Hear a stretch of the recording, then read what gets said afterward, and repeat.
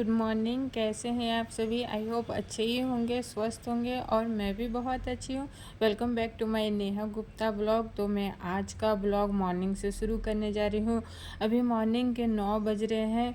मैंने आज नाश्ता बना लिया है। नाश्ता बनाना आज मुझे थोड़ी किचन साफ़ करनी थी। बहुत ही गंदे हो चुके थे मेरी किचन, इसलिए मैंने आज सोचा कि मैं पहले नाश्ता बना ले रही हूँ, उसके बाद मैं किचन को अच्छे से साफ़ करूँगी और उसके बाद मैं दोपहर का खाना बनाऊँगी। तो मैंने सबसे पहले अपने किचन के जितने भी मतलब झोल वगैरह लगे हुए रहते हैं, मैंने पहले उसको हटाया, क्योंकि मुझे काफ़ी दिन हो गए थे किचन को अच्छे से साफ़ किए हुए। मैंने साफ़ नहीं किया हुआ था, तो मैंने आज सोचा कि नहीं, आज मैं किसी तरह टाइम निकाल कर मैं इसे अच्छे से फ्रेश ज़रूर करूँगी। तो मैंने एक झाड़ू के मदद से मैंने जितने भी झोल लगे हुए थे किचन का एक कोना कोना मैंने सारा निकाला, क्योंकि बरसात का टाइम है, कीड़ा वगैरह बहुत ही आ जाते हैं। तो मैंने सोचा कि नहीं, आज मैं इस किचन का कोना कोना अच्छे से साफ़ सुथरे करके मैं अपने किचन को अच्छे से चमका लेती हूँ। किचन कैसा भी हो, छोटा हो बड़ा हो, पर हर एक गृहिणी का सपना होता है कि हाँ, मेरे किचन फ्रेश और चमकते हुए रहें। तो मेरी भी कुछ ऐसे ही सपना है। मैं अपने किचन को अच्छे से फ्रेश और हमेशा चमकता ही हुआ रखती हूँ। तो मैंने क्या किया है कि एक छोटे से बर्तन में थोड़े से सर्फ ले लिया और एक कॉटन के कपड़े ले लिए हैं, और फिर मैं सारे अपने जितने भी टाइल्स थे मेरे, उसको अच्छे से रगड़ना मतलब मैंने शुरू कर दिया है। क्योंकि जब भी खाना बनती है तो उसमें मतलब थोड़ी थोड़ी छींटे पड़ जाते हैं, तो वाइट टाइल से तो बहुत ही जल्दी गंदा हो जाता है।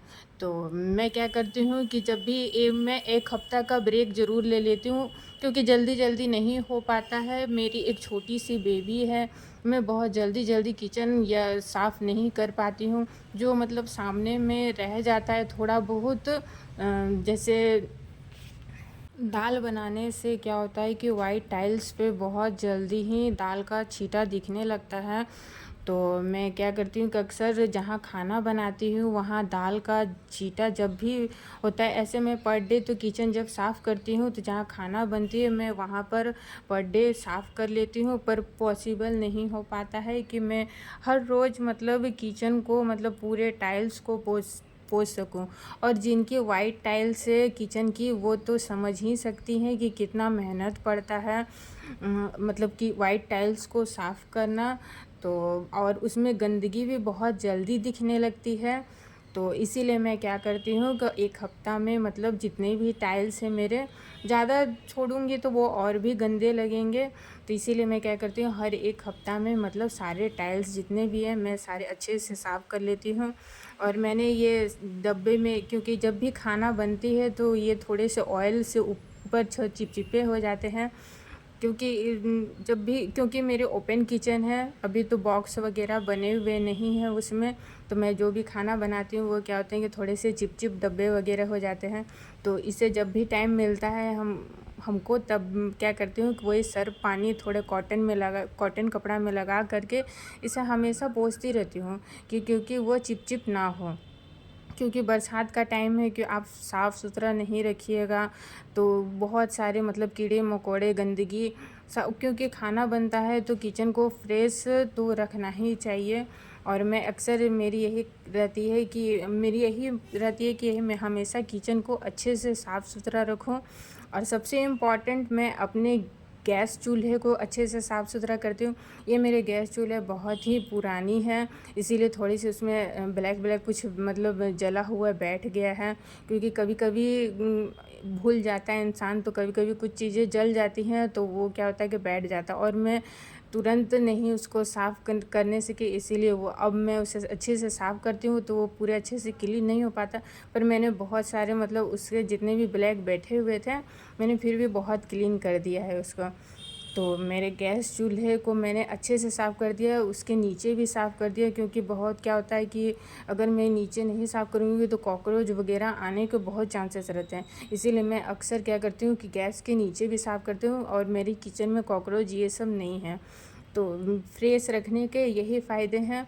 और टाइम पर मतलब किचन को आप कभी भी टाइम निकाल कर ये नहीं कि मैं स्पेशल टाइम निकालती हूँ, नहीं, स्पेशल टाइम नहीं निकालती हूँ।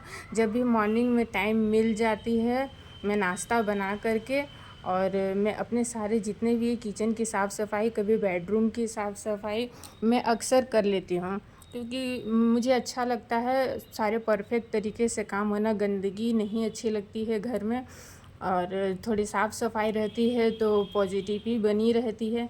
इसीलिए मैं क्या करती हूँ कि मैं जितना कोशिश हो सकता है मैं उतना कोशिश करती हूँ कि मैं अपने घर को अच्छे से साफ़ सुथरा बना कर रखने सकूँ। और खाना तो बनाना ही है, खाना तो किसी गृहिणी से छूटता नहीं है, पर साफ़ सफाई को भी ध्यान रखना चाहिए। तो मेरी सबसे पहले मोटिव होती है कि मैं पहले अच्छे से घर को क्लीन करूं, किचन को अच्छे से फ्रेश करूं। तो इसीलिए मैंने क्या किया था, आज मॉर्निंग में ही मैंने नहा लिया था। नहाने के बाद मैंने एक बार नहा चुकी थी, फिर मैं, क्योंकि मेरे घर में नियम है कि मैं नहा कर ही खाना बनाती हूँ, और मैं ये शुरू से करती आई हूँ कि मैं नहा कर ही खाना बनाती हूँ। तो मैंने आज पहले नहा लिया था, नहाने के बाद नाश्ता बना लिया था, उसके बाद मैं किचन के साफ़ सुथरे करने लगी। अब मेरी किचन सारे सब अच्छे से फ्रेश हो गए, किचन चमक गए, और मैं फिर एक बार नहाने के लिए जाऊंगी, क्योंकि इतने गंदे किचन को थोड़े से साफ़ करने में तो थोड़ी तो गंदगी हो जाती है। तो अब मैं जा रही हूँ दोपहर का खाना बनाने के लिए। आज मैं दोपहर के खाने में अरबी के पत्ते की सब्ज़ी बनाऊंगी। ये थोड़ी सी मतलब मेहनत तो लगती है अरबी के पत्ते की सब्ज़ी बनाने में, पर बहुत ही टेस्टी भी लगती है। तो मैं आज इसकी प्रॉपर तरीक़ा से मैं रेसिपी तो शेयर नहीं कर पाऊँगी, क्योंकि किचन की इतनी साफ़ सफाई करने के बाद तो थोड़ी तो थकान तो हो ही जाती है। मैं इसे प्रॉपर तरीक़ा से तो इसको सारे फुटेज तो नहीं ले पाऊँगी, पर कुछ कुछ चीज़ें मैं कोशिश करूँगी कि मैं बहुत ही अच्छे तरीके से बता सकूँ वीडियो में ही। तो मैंने क्या किया है कि जितने भी पत्ते हैं मैंने सबको अच्छे से उसको कटिंग कर लिया है, जो उसके डंठल रहते हैं। और मैंने क्या किया है, बेसन में हल्दी डाला हुआ है, और मैं क्या किया उसमें 3 4 नींबू उसमें निचोड़ लिया है, और उसको अच्छे से मिक्स कर लिया है, थोड़ी गीला गीला।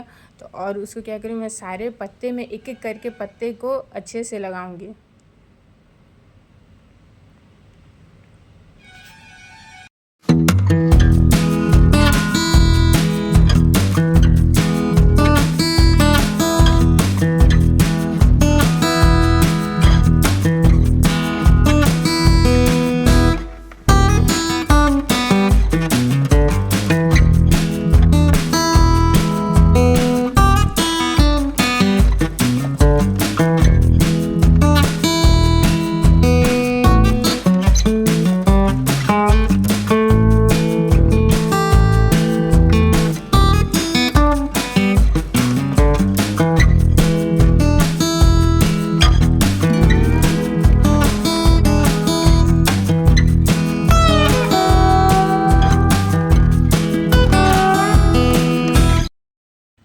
इधर मैंने अरबी के पत्ते को बॉईल कर लिया है, और उसे ठंडे होने के लिए मैं उसे फ़ैन के नीचे जारी रखने के लिए, और जब तक ठंडी होगी, कम से कम 10-15 मिनट तो लग ही जाते हैं, तब तक मैं इधर झटपट से अपने मसाला रेडी कर ले रही हूँ। मैंने जो भी बेसिक मसाले होते हैं वो मैंने लिया है। प्याज लहसुन का पेस्ट लिया हुआ है, और इसमें सरसों का मसाला डलाता है, तो मैंने सरसों भी थोड़ा सा ऐड कर लिया है। तो इन सब को मैंने क्या किया है, ग्राइंड कर लिया है। और मैं एक पैन लूँगी, ऑयल मेरे जब तक गर्म हो जाएंगे, और तब तक मैं इसे कटिंग, मैंने ठंडे हो गए थे तो मैंने छोटे छोटे इसको पीसों में कटिंग कर लिए थे। और बहुत कुछ पूछते हैं कि ये धागे में मतलब लपेटे हुए हैं तो ये निकलेंगे कैसे। तो इसे जब ये ठंडे हो जाते हैं तो बहुत इजी तरीके से ये धागे निकल जाते हैं। धागे निकालना कोई बड़ा चीज़ नहीं है। ये देख बहुत इजी से, मैं वीडियो में तो दिख ही रहा होगा कि मैं बहुत इजी से धागे को निकाल दे रही हूँ। और ये क्या होता है कि वो बहुत ईजिली से मतलब कटिंग भी हो जाते हैं, ठंडे होने के बाद ही कटिंग होते हैं। और मैं इसे क्या करूँगी, धीमी आंच पर धीरे धीरे करके उसे मैं फ्राई करूँगी। तो ये बहुत ही मतलब अच्छे, बहुत ही टेस्टी बनते हैं, मछली के फ्लेवर की तरह बनते हैं। तो जब भी इसको बनाना होगा तो धीमी ही आंच पे ये बनती है। और जो ग्रेवी मेरी रेडी हुई है, मैं एक एक करके फ्राई करके ग्रेवी में डालते जा रही हूँ। और इसको ग्रेवीज़ कम से एग्जॉर्ब करने में कम से कम 5-10 मिनट तो लग ही जाते हैं। उसके बाद फिर परफेक्ट सब्ज़ी बन जाती है ये अरबी की। तो मेरी आज की दोपहर की खाना रेडी हो चुका है। तो आप लोग को ये वीडियो कैसी लगी? अगर अच्छी लगी हो तो प्लीज़ लाइक और सब्सक्राइब करें। मिलते हैं नेक्स्ट व्लॉग में। Bye bye.